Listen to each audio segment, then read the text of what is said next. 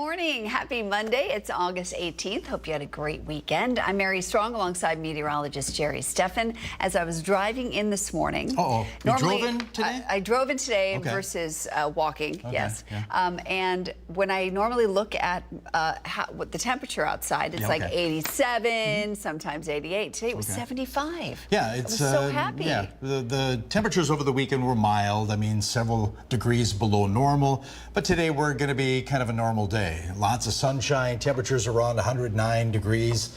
Typical stuff for mid-August. But we have some changes coming up later this week. Higher humidity and monsoonal moisture could bring some thunderstorms to our mountains. I'll let you know when. Okay. All right. See you in a bit. Thanks, Jerry. Our top story this morning, a 36-year-old man died in Riverside County custody yesterday. The Riverside County Sheriff's Department reported that Daryl Flood of Manistee suffered a medical emergency at 3 in the morning on Sunday at the Bird Detention Center in Murrieta. Flood was transported to a local area hospital where his health continued to decline and he eventually died.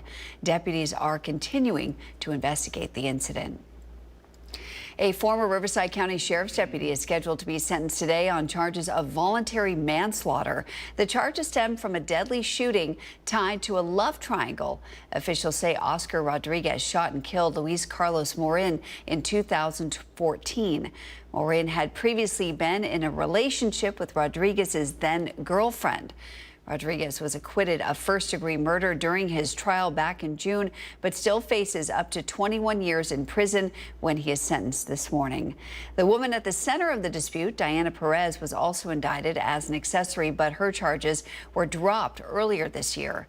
Morin's family later sued the county and received a $7 million wrongful death settlement. The missing person we told you about 2 weeks ago has been found. Nicholas Balkowski has been reported as found by the Riverside County Sheriff's Department this morning.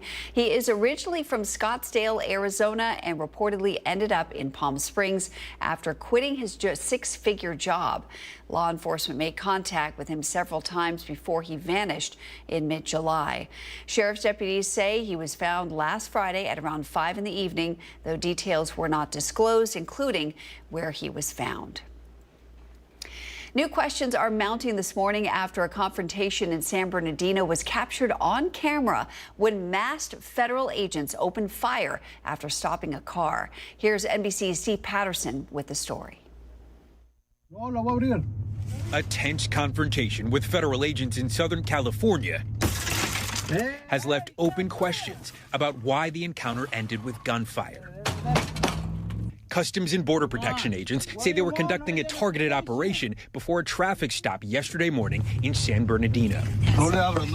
As masked men, including one in a CBP hat, approached the car, an unmarked pickup truck is visible outside. What do you want? The agents asked the driver to open the window. Close down the window. But the driver says he won't open it. Seconds later, the agents shatter the driver's side glass. Hey, you can't do that.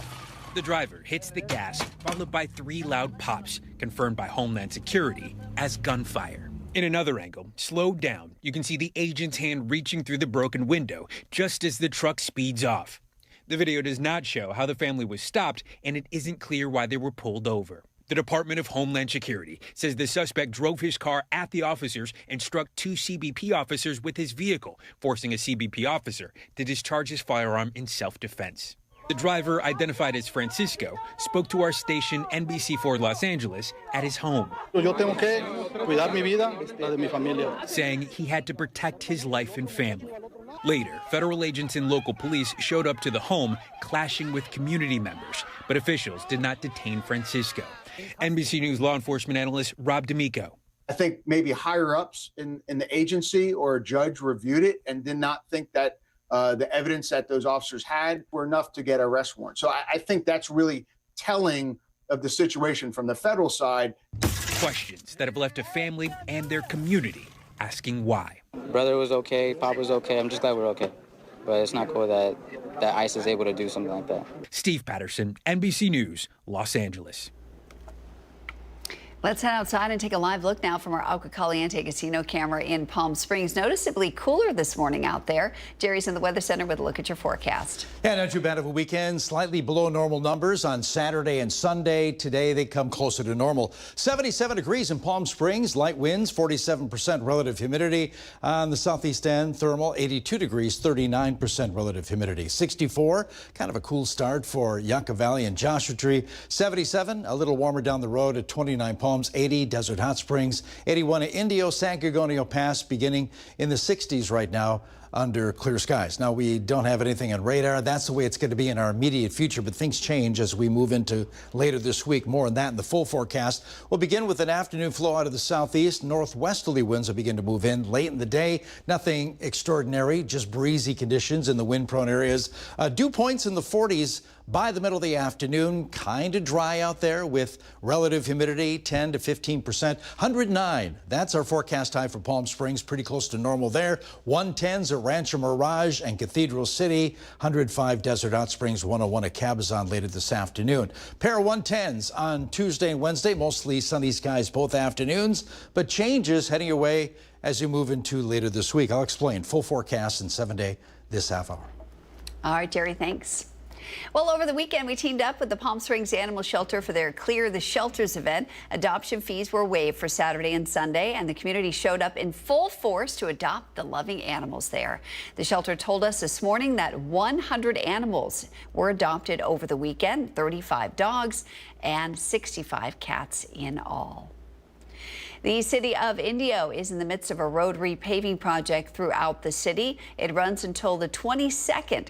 Crews will be working in several Indio neighborhoods Monday through Friday from 7 in the morning until 6 at night. They started the project last week and have already completed 2 areas. Today they'll work on the area of Country Club Drive near Avenue 42. That'll be for today only. The rest of the week they'll work on a large chunk of central Indio from Miles Avenue to north of Sadie Avenue. Our Know Before You Go travel expert Chris Gunterson will have more on that later on in our broadcast.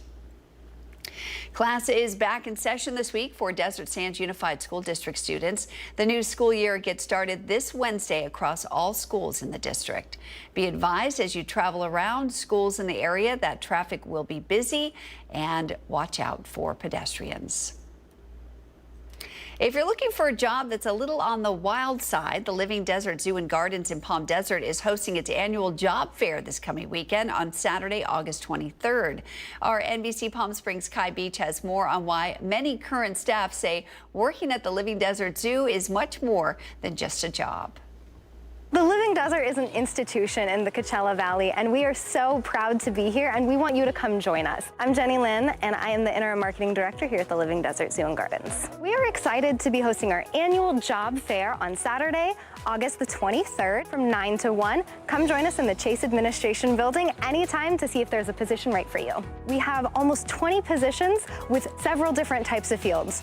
So if you have animal experience, we have animal care positions. If not, come work in the office with me. We have positions in finance, in marketing, in education, and in guest services available too. Working at the Living Desert is more than a job. It's a place where you get to give back. We have more than 80 conservation projects around the world, and every single job here helps further that conservation effort. You might even say it's a little bit of a wild job.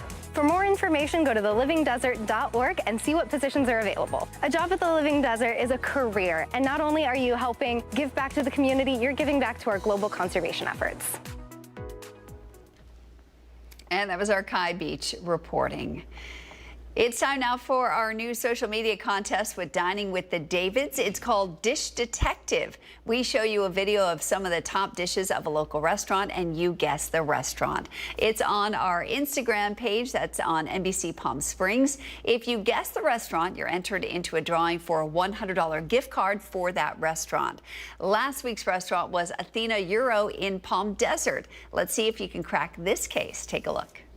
It's the week of August 18th, and it's time to play Dish Detective. We've got 3 tantalizing dishes from a secret Coachella Valley locale. Think you can crack it? Tag the restaurant on Instagram by Thursday at noon, and you could snag a $100 gift card to this restaurant. First up, a golden tostada throne cradling a lavish ensemble of grilled chicken, refried beans, a harmonious duet of cheeses, crisp romaine, and a sprightly pico de gallo. For the main act, 1 beef patty, gorgonzola, marinated portobello, romaine basil mix, and red pepper aioli. A patty so posh, it just might ask you to tango before the first bite. And for the grand finale, a white chocolate raspberry cheesecake luxuriously smooth, swirled with a vibrant raspberry glaze that's simply music to your taste buds. That's a wrap on this week's Dish Detective. Think you've cracked the culinary code? Drop your guess in the comments and put your sleuthing skills to the test. The mystery restaurant and the winner will be announced on the Friday morning newscast on NBC Palm Springs.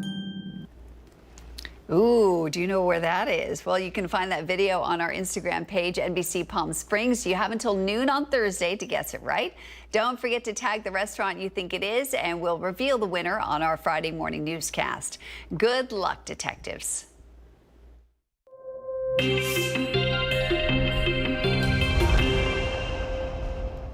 It's time now for Where in the Valley, where we show you a photo of a location somewhere in the Coachella Valley and you guess where it is. So here is the photo. Take a good look. Ooh, this is beautiful. Do you know where this is? You'll have a little time to think about it. We're going to reveal this location at the end of our broadcast. I'll give you a small little hint before we get there, so stay tuned. If you're planning one last summer trip with the family before school starts, we've got some tips for bringing along your 4-legged friend. That's coming up next. But first, let's head outside and take a live look at your Agua Caliente casino camera in Rancho Mirage. Jerry's going to break down your full 7-day forecast for you in just a bit. Stay right here.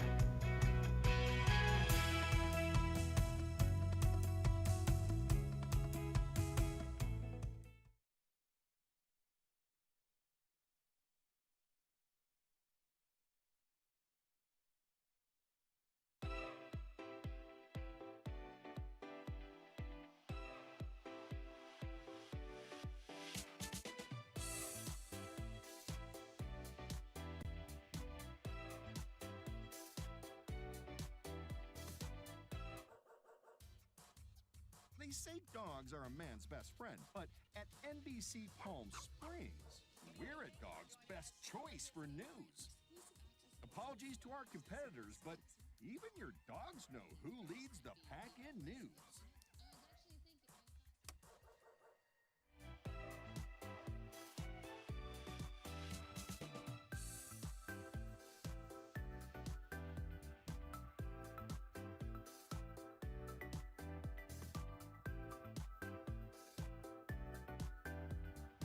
Night after night, discover the unique stories that set our valley apart. Together, we're going to find inspiration and foster connections that strengthen the fabric of our community.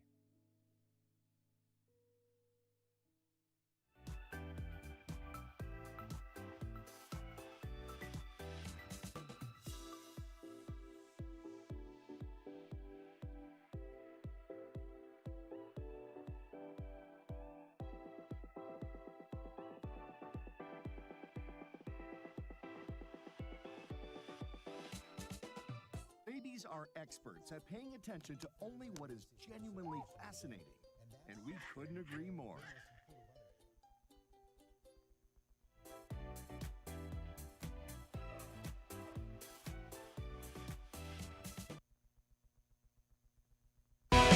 Committed to covering our community.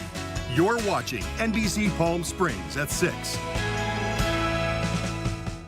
Summer and holiday travel plans often include the entire family, but what about your furry friends? Before you book that flight or pack up the car, it's important to know whether your pet is actually travel ready. Joining us today is Dr. Ezra Amos, a Los Angeles-based emergency vet and founder of Paw Priority in West Hollywood, to help us navigate the do's and don'ts of traveling with your pet. Dr. Ezra, thank you so much for being here. Thanks for having me, Mary. Let's start with the big question. How do you actually know if your pet is ready to travel?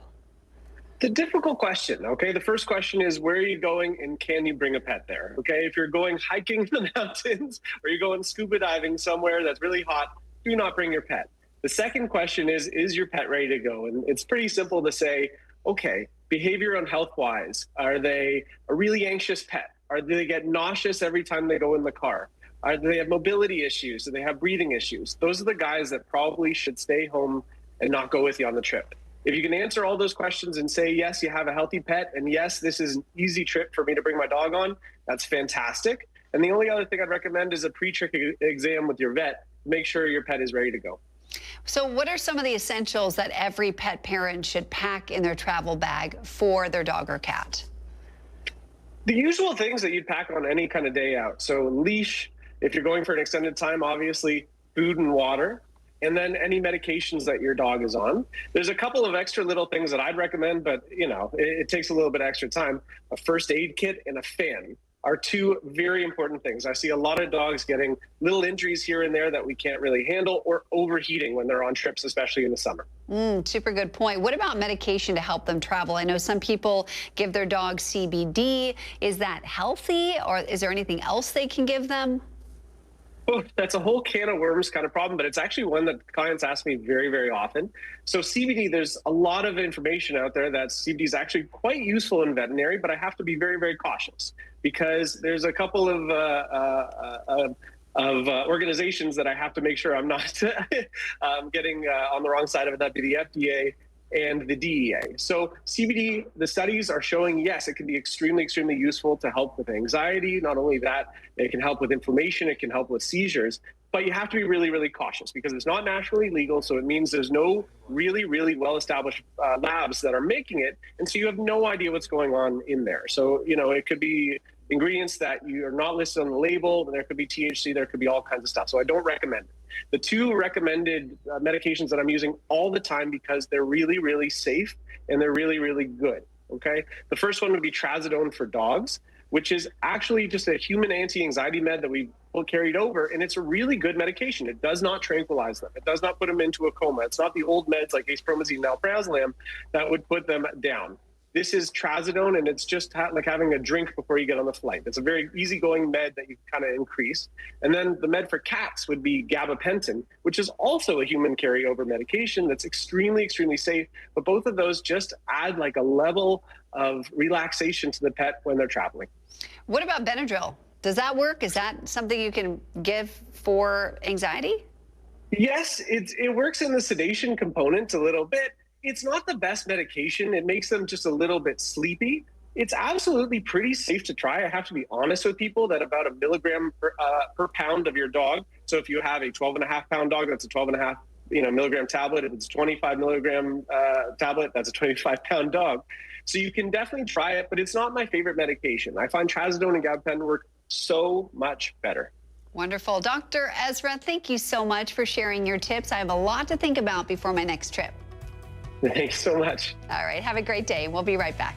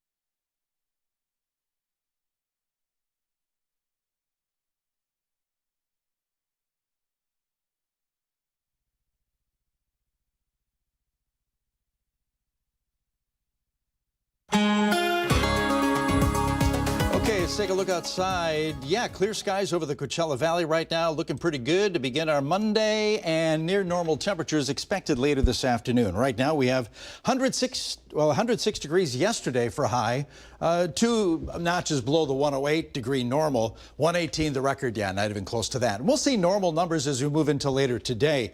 Expect temps to climb this afternoon quite quickly, actually.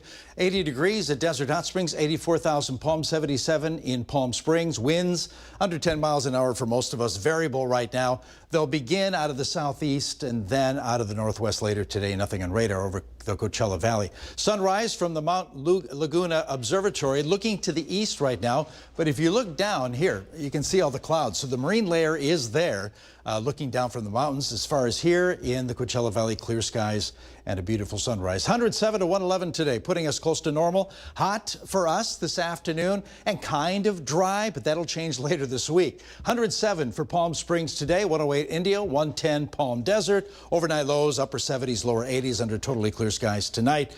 Tomorrow, same situation. Afternoon flow out of the southeast. Onshore winds kick up around sunset and about the same, maybe adding a degree or two. 109 to 113 sunshine. 110 Tuesday in Palm Springs, 112 Palm Desert, and about the same on Wednesday, mostly sunny skies. Now things change as we move into later this week. Friday, high pressure center will be positioned just right to scoop up some of that monsoonal moisture and begin to pull it into parts of eastern Southern California.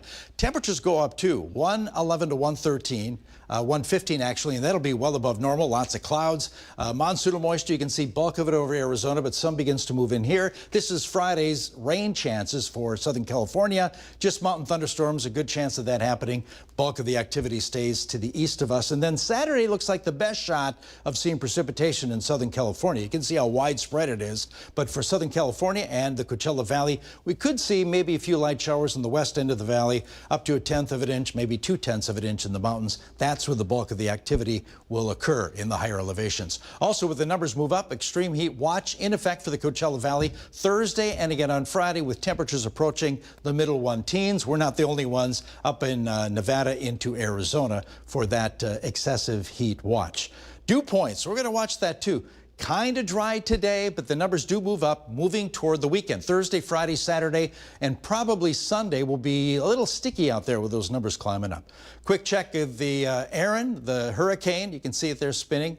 It's over the North Atlantic and is beginning to make its turn. Category 4 storm right now, 130-mile-an-hour winds. It'll begin moving its way north around the western perimeter of a high-pressure center, and then eventually, because of a trough over the New England states, pushes it off to the northeast. Okay, Comfort Air 7-day forecast, 109 today, pair of 110s Tuesday and Wednesday. Thursday, 113 as the numbers move up. Friday, it'll be another hot one with humid conditions, clouds, and a mountain thunderstorm.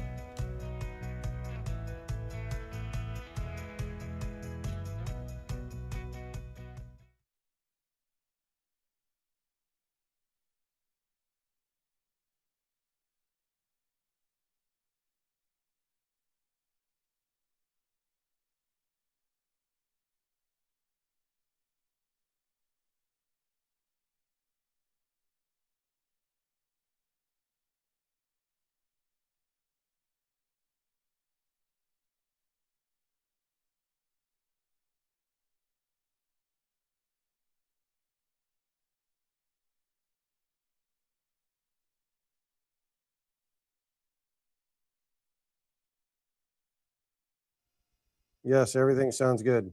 Thank you.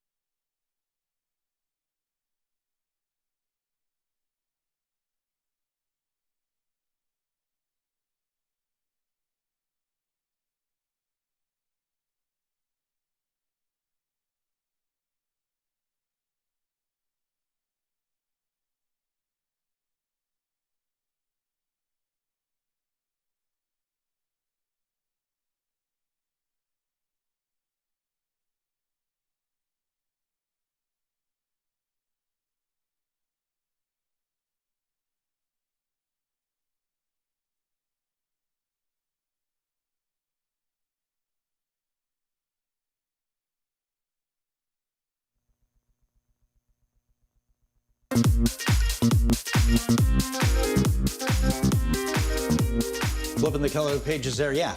Hashtag holiday calendar and pop quiz today brought to you by One Coachella Valley. Got Hi, Chris here. Chris is going to tell us about the road constructions that are going crazy over the Coachella Valley in just a bit.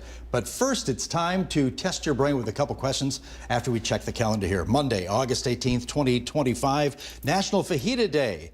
It's a day to honor and order or even make at home this popular, delicious Tex-Mex dish, grilled meat and vegetables and a warm tortilla shell topped with whatever you want. I guess guacamole, salsa.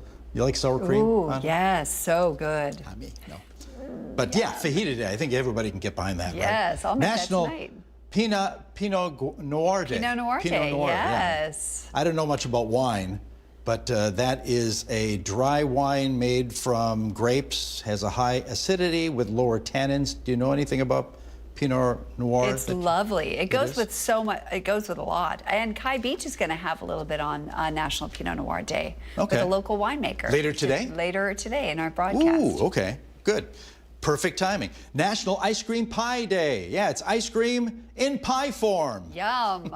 Oh, gosh, that looks good. So many different varieties, but yeah, that does look tasty. And low calories, I think, with that piece, right? I'll have that right after my fajitas yeah, tonight. Just kidding, of course. Also, National Bad Poetry Day is today. It's a day to write and read your own bad poetry. And believe it or not, no, I manufactured 2 bad poetry questions in today's pop quiz. Here's the first of 2. Bring it up. Okay, here we go. One of the greatest tunes of the rock era to purposely feature a non-rhyme occurred in 1972 as part of a recording which hit the Billboard Top 10 that year. Name the rock and roller who co-wrote and sang this stanza. Well, we got no class, and we got no principles, and we got no intelligence. We can't even think of a word that rhymes. That's in the song, yes. A, Alice Cooper. Funny. B, David Lee Roth. Or C, Ozzy Osbourne. No, my is? goodness. I'm going to go with Ozzy. Ozzy, okay. Chris? Got A, okay. Control room, your turn here. What do you got? A, B. So you got one of each. Okay, basically. Let's see who had Drum it. roll. Yeah, the A's got it right. Oh, it's Alice Cooper. A is for Alice. Yeah, exactly. It was on And one of- School's Out is the name of the song. Oh, how funny. School's Out for summer. That's so great. All right, second question regarding bad poetry. Here we go. With songs like Bisexuals, Susu Suicide, and Sticky Shoes, this television singer, songwriter, guitarist is known for her bad poetry. Name the TV character who sang these words. They won't take you to the vet. You're obviously not their favorite pet. You may not smell like roses. You're no friend to those with noses. Ooh. Which TV character are we talking about? Elaine Bennis, A, B, Fran Fine, or C, Phoebe Buffay? Control room. Oh, goodness. You know this one? Guitarist, bad poetry. Yeah. Got a B in the back and 2 C's up front. I'm going to go with Friends, Phoebe. And Chris? Got a C. C. Yeah. You know that one, right? Yes, Friends. Oh my gosh. Who plays Phoebe Buffay in Phoebe Friends? was the greatest. Oh gosh, what's her name? I'm blanking on her name. Anybody? Anybody? Does anybody know? No? You know Friends, though, Yes, right? yeah, Phoebe is the greatest. Phoebe with the guitar. I loved her non-rhyming And the name of the song we're songs. talking about here is Smelly Cat. Oh, that's right. Right? That's right. I love that Okay. episode, yes. Bad Poetry Day. Roses are red, violets are blue. We'll be back in a bit. And I'm not going to rhyme because it's non-rhyming day. We've got some news and weather for you. Okay.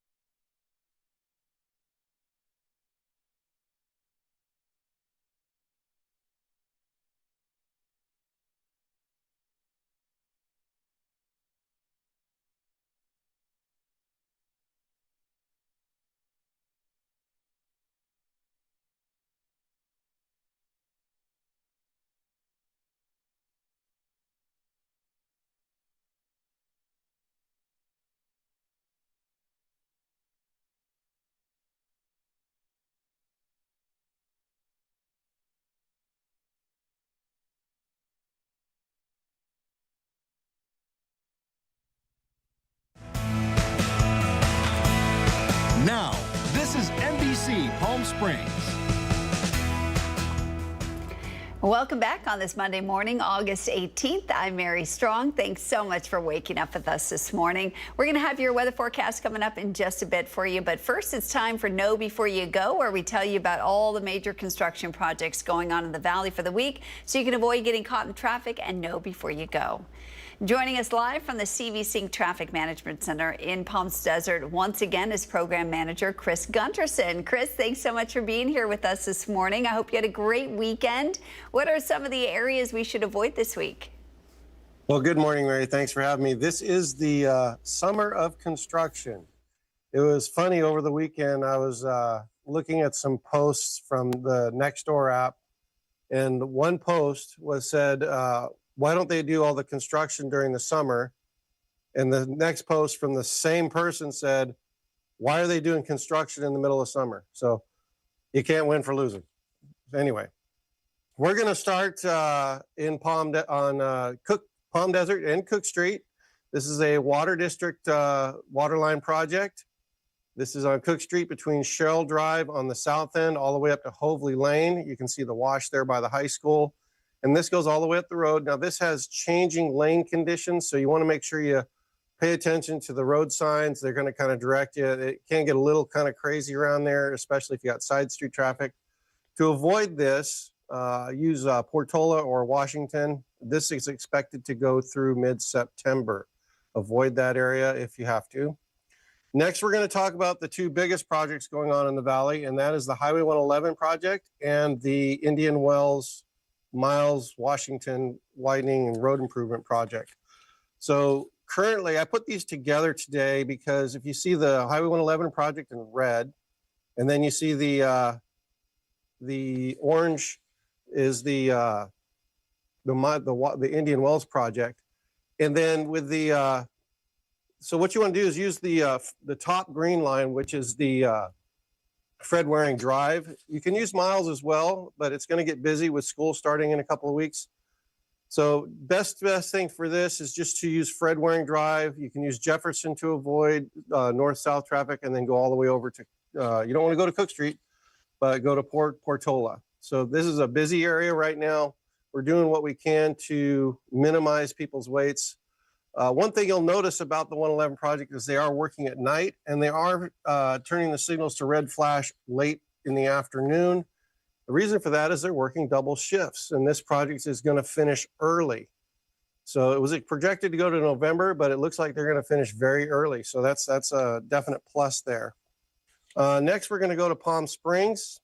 I'll go back to the bridge construction project that's going on. The reason we're going to talk about this is this week they're going to have some extra flaggers out there during the early morning hours to get dirt in and out of the wash area. They're doing some repaving and some releveling for that side of the bridge, but that bridge project continues. And to avoid that, you can use Bellardo Road. That's accessed by Mesquite on the south side and Sunny Dunes on the north side. So this project is going to keep going on for quite a while. Again, they're constructing the new bridge there. And then, as you talked about earlier, we do have the paving going on in Indio. This is through all the different neighborhoods. Now, we don't really manage much of those roads in there. We're mostly focused on the corridors. But one tip I can give you is as you're driving around your neighborhood, they'll have the little signs, and sometimes they write them with a Sharpie, so they're hard to read. But they'll tell you where and when you can't park, when your area is going to get paved. So pay attention to those. Again, they're moving through the whole city, so it's more localized for your neighborhood area. And then your local tip for today is regulatory signs. I'm sure everybody has seen these. If I got them right, you know what I got there. If you see those signs, they're not a suggestion.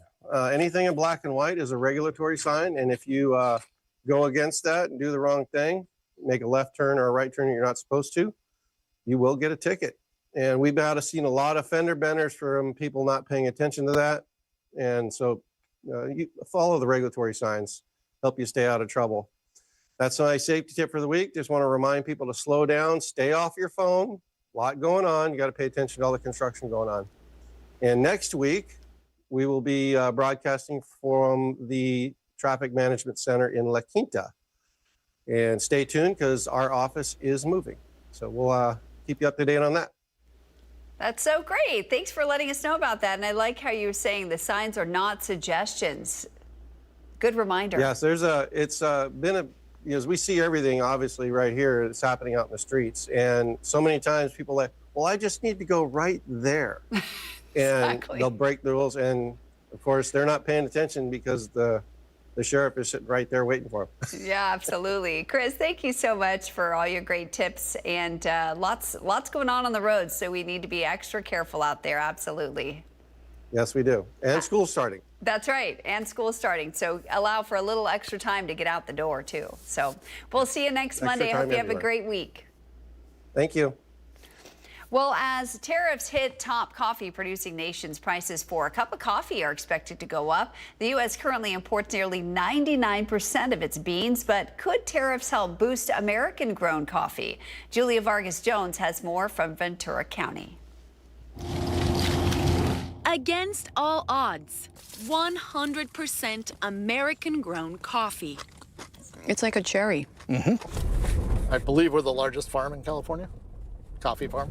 And, you know, if the experiment works, I'd love to expand. David Armstrong is part of a group of farmers trying to make California a synonym for specialty coffee.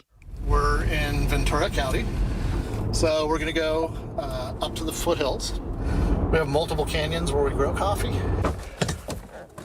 This is part of the only 1% of coffee consumed in the U.S. grown domestically. 35% of what coffee is imported comes from Brazil, now slapped with tariffs of up to 50% on some goods, including coffee.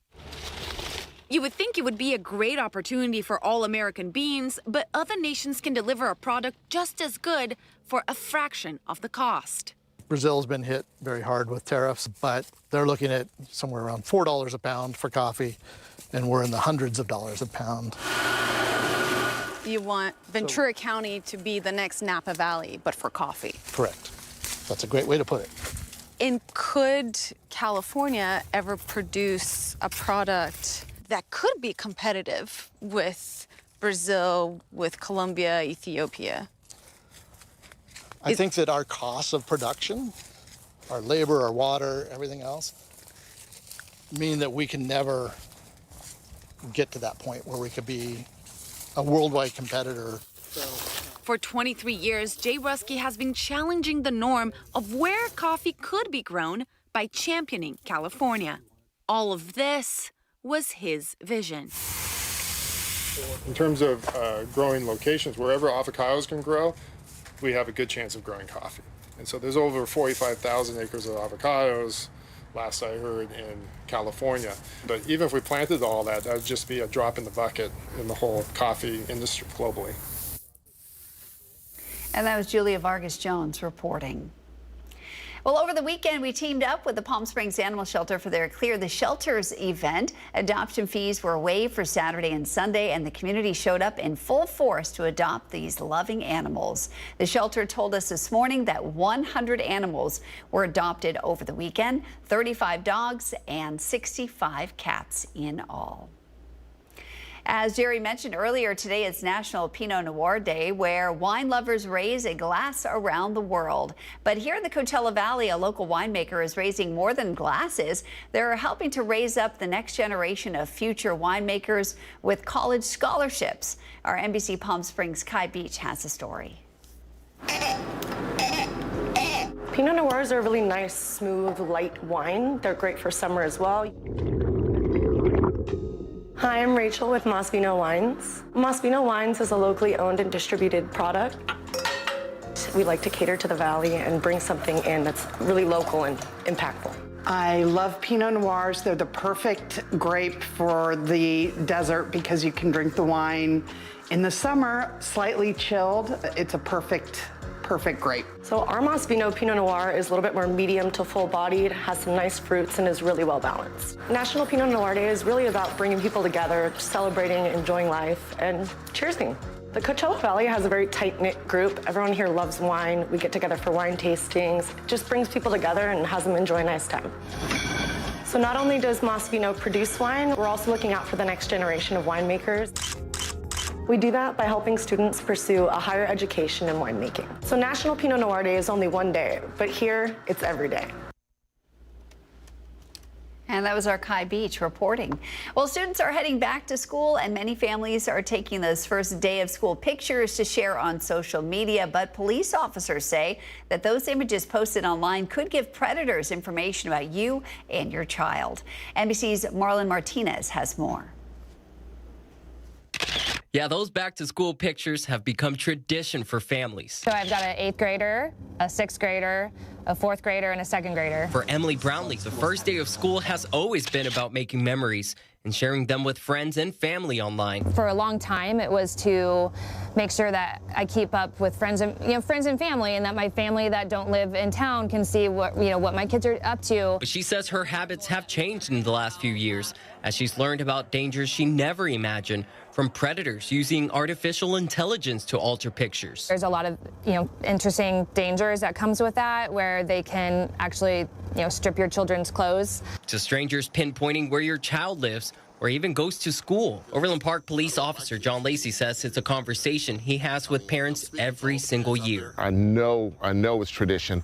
I see it on mine. There are some people that are on my social media, and I look and I say, well, they got too much information. I've reached out to those parents. Hey, as a police officer and as a friend, you got too much information on there, and I explain the reason why. His advice? The first thing I would do is don't put the child's name on there. If you do put the child's name on there, only maybe their initials. The second thing I would tell you to do is not put the school, because they can figure out what school, what area that child is walking. And Emily's tips: if you want their faces in the picture, use an emoji or a sticker. I actually learned that from Mark Zuckerberg, because every time that he posts his family, his kids always have a sticker over their face. Both Emily and John say it's not about skipping tradition. It's about doing it safely. So what we want the parents to do is just to be a little bit more careful of what they post and how they post.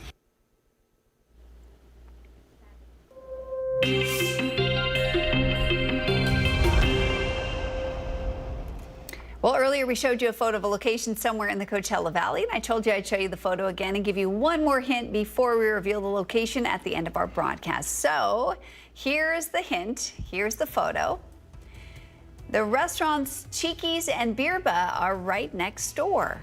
Think about that. We'll tell you more about this special location coming up later on in our broadcast. But first, we're going to head back over to Jerry in the Weather Center for a look at what's ahead in your forecast. Jerry? Yeah, we have some changes coming your way. Today, though, sunny skies and relatively low relative humidity. We're expecting plenty of sunshine the next couple of afternoons, but by the end of the week, humidity returns to the valley and in the mid to upper levels as well. So mountain thunderstorms are a possibility. I'll let you know where and when. Full forecast and 7-day next.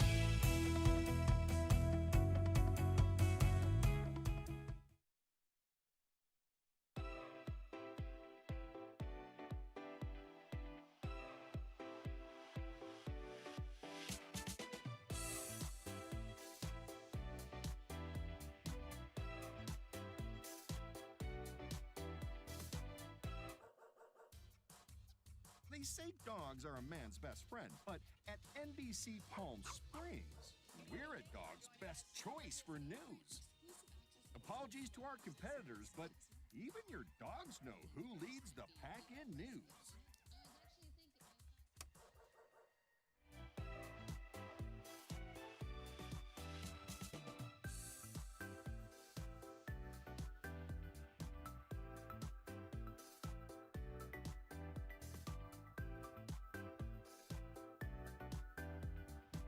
Night after night, discover the unique stories that set our valley apart. Together, we're going to find inspiration and foster connections that strengthen the fabric of our community.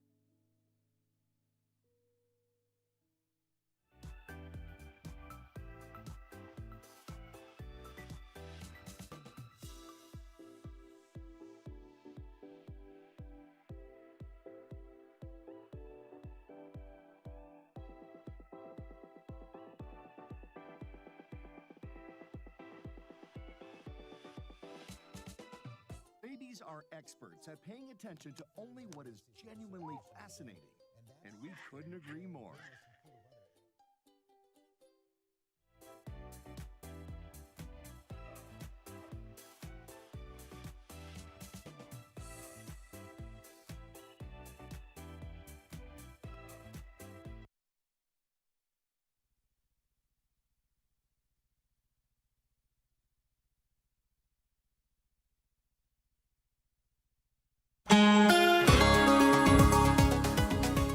Clear skies in our Agua Caliente casino cam yesterday, kind of close to normal with the numbers. We hit a high of 10. Oh, that's not it.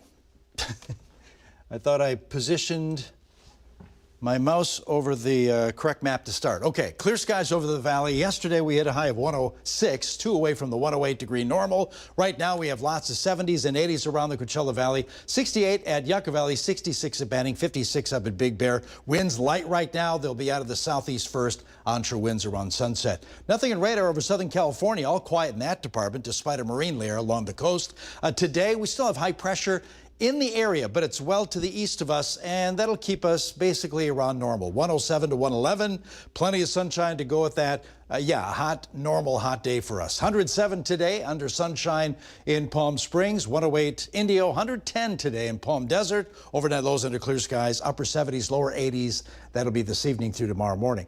Add a couple degrees to Tuesday's forecast, maybe a cloud here or there, mostly over the mountains, but 109 to 113, so another hot day with relatively dry air. 110 Tuesday for Palm Springs, 112 Palm Desert, and about the same range of temps under lots of sunshine on Wednesday afternoon. Things change as we head into later this week. Thursday and Friday, a high pressure center begins to position itself in an area that it'll pull up some monsoon moisture, mostly over Arizona, but some of that begins to move into eastern parts of Southern California. Temperatures go up too, 111 to 115 under mostly sunny skies, some clouds late in the day. As far as monsoonal moisture on Friday, some of that begins to move in the area. We could see a mountain thunderstorm around us, nothing expected Friday afternoon for the Coachella Valley. But then Saturday comes, a little more widespread monsoonal moisture moves into Southern California, and we could see a few showers, light showers, spill over from the mountains on the west end of the valley. Most of the action, higher elevations, 0.2 of an inch in the San Bernardino Mountains. Temperatures are going to go up too. 114 Thursday afternoon in the valley, same for Indian Wells, Palm Desert, 113 Rancho Mirage and Cathedral City, and about the same range of temps as you move into Friday afternoon. Now keep in mind, extreme heat watch in effect for the valley and all of Riverside County, by the way, Thursday and again on Friday with temps exceeding 110. Add humidity to that, makes it even more uncomfortable. And we're not the only ones suffering. Parts of Nevada and Arizona under that heat warning as well. Surface moisture, kind of dry today, tomorrow, and again on Wednesday, but the monsoonal moisture and surface moisture begin to move up on Thursday, getting a little sticky as we head into Thursday, Friday, and Saturday. Another look at Aaron. Huge storm right now. You can see it just moved past Puerto Rico over the Dominican Republic, moving its way to the northwest, eventually to the north, and then off to the northeast over the open waters of the Pacific. Stays west of Bermuda and east of the United States. Rip currents are going to be a problem along the coast with that system over the next several days. Okay, Comfort Air 7-day forecast. Basically unchanged today, tomorrow, and again on Wednesday around that 110 mark. 114s as the temps begin to move up along with the moisture. Could see some mountain thunderstorms Friday and Saturday. Can't miss conversation with the iconic Sharon Stone, getting very candid about her journey in Hollywood, her new movie, and what she really thinks about plans for that Basic Instinct reboot. That and more when we get started right here on Today.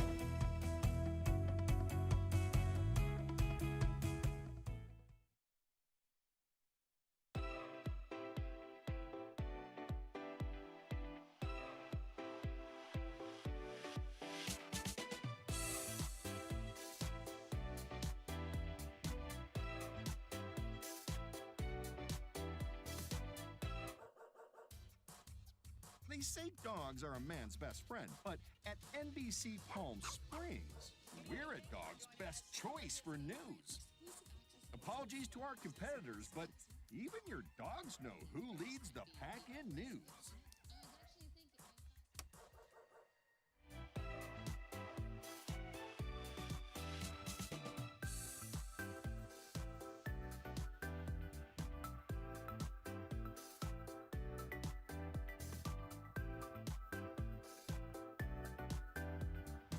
Night after night, discover the unique stories that set our valley apart.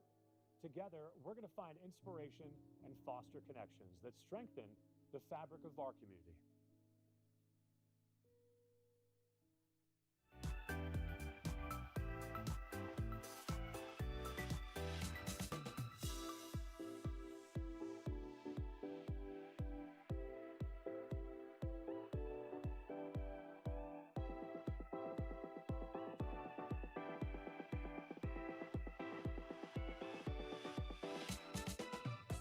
These are experts at paying attention to only what is genuinely fascinating.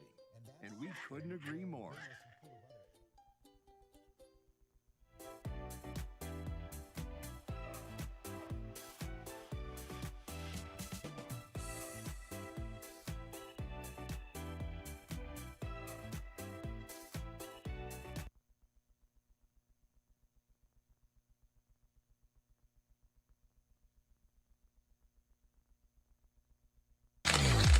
NBC Palm Springs Sports Desk. Brought to you by Agua Caliente Casinos. We have your game. Over the weekend, a different kind of sports event took place in Beijing. The first World Humanoid Robot Games were held, where robots competed in sports including soccer, running, and boxing. There were more than 500 humanoid robots, 280 teams from 16 countries, including the United States. NBC's Janice Mackey-Freyer reports. There are no Olympic speed records being set here, but this event is being billed as the first of its kind. It's the World Humanoid Robotic Games here in Beijing. It's a three-day event featuring more than 500 robots of all shapes, sizes, and structure.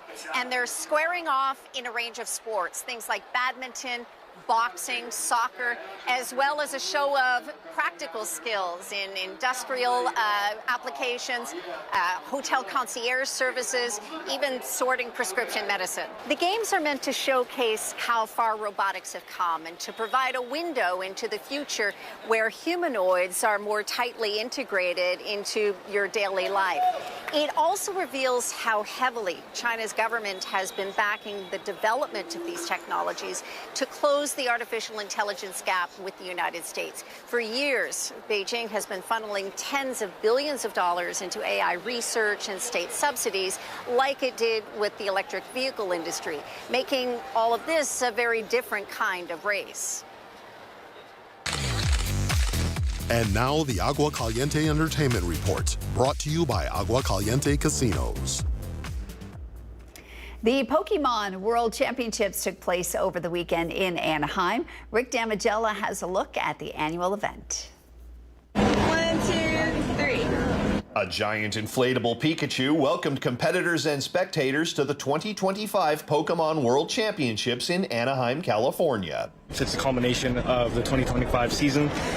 We're playing for the title of Pokemon World Championship across Pokemon Scarlet, Pokemon Violet video games, the Pokemon Trading Card game, Pokemon Go, and Pokemon Unite. We've got over 2,500 competitors, and that's not to mention the expected 20,000 spectators that we'll have on hand. And while players must earn their way into the championships, competitive play leading up to it is open to anyone. All of our events are open to everyone, with the exception of, you have to qualify for the World Championships, of course, but everything's open to everyone. We want it to be as inviting as humanly possible for everybody, and see that there's an entry point for everyone in our brand. Please find your seats for round number 3. In addition to the competition, other events taking place include panels, autograph sessions, and plenty of photo opportunities. And while pictures with Eevee, Pikachu, and other characters were a big draw, the center of attention is definitely the competition. In Anaheim, California, I'm Rick Damigella. If you'd like more information on the stories we're airing in our broadcast this morning, you can go to our new website on NBCPalmSprings.com. We've got our top stories and breaking news right there on our homepage and our newsroom tab, where all of our stories and community events are organized by date.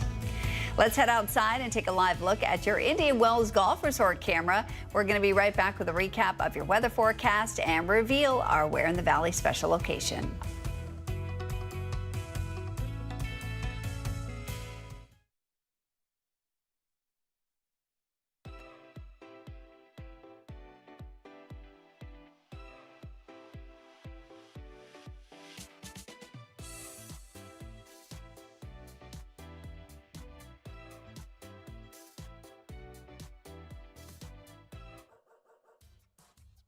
They say dogs are a man's best friend, but at NBC Palm Springs, we're a dog's best choice for news. Apologies to our competitors, but even your dogs know who leads the pack in news.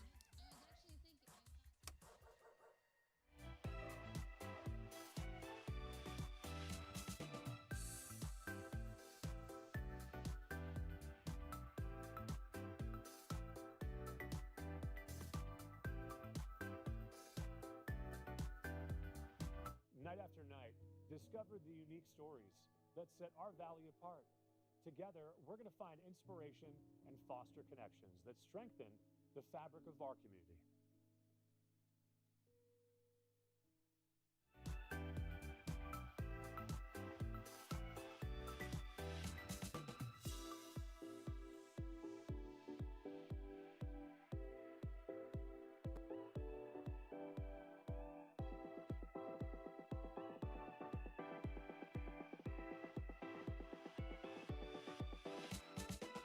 Babies are experts at paying attention to only what is genuinely fascinating, and we couldn't agree more.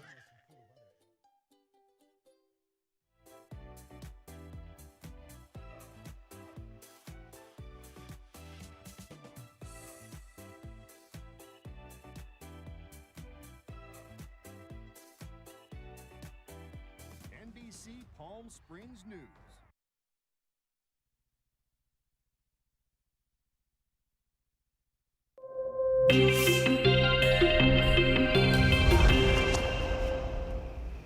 It's time to reveal our special location for our broadcast. Here's the photo again. Did you guess where this is?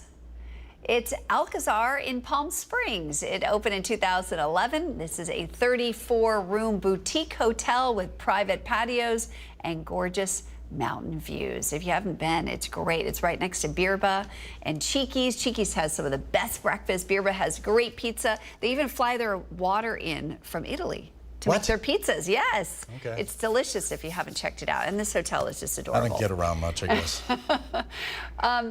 Let's take a look at your weather forecast. Jerry, what do we expect for today? Yeah, it's going to be near normal with the temps today. Humidity kind of down, maybe a touch of humidity in the southeast end. Temps will be, oh, my computer went out. Well, we could just listen to you talk all day. I just noticed that. It's just a great day today. Yeah. Anyway, It's one of temperatures are those going to be days. around 109, 110 today, tomorrow, and the next day. Clear skies, plenty of sunshine, but by the end of the week, monsoonal moisture begins to move into the area. We could see some mountain thunderstorms later this week. Okay. All right. We'll be watching for those. Thanks so fix my much. computer. That's right.